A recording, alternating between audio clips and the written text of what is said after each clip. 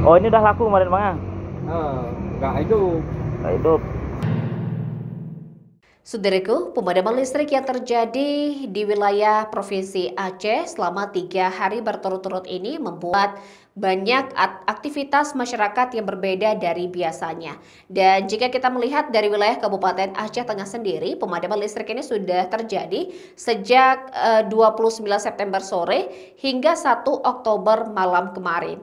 Dan hal ini juga membuat banyak dari masyarakat di wilayah Kabupaten Aceh Tengah lebih banyak menghabiskan waktu mereka di warung kopi untuk bisa mencari alternatif charger HP dan juga mencari jaringan WiFi karena tidak hanya pemadaman listrik namun juga jaringan seluler juga terganggu di wilayah Kabupaten Aceh Tengah. Berikut informasi selengkapnya untuk Anda. Saudaraku, pemadaman listrik di sejumlah wilayah Aceh selama 3 hari membuat aktivitas masyarakat berbeda dari hari biasanya.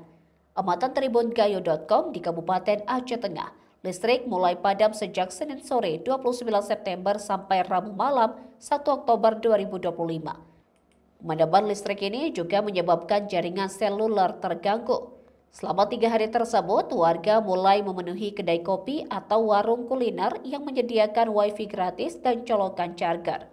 Dampak dari pemadaman listrik itu ternyata membawa berkah tersendiri bagi para penjual genset di Aceh Tengah.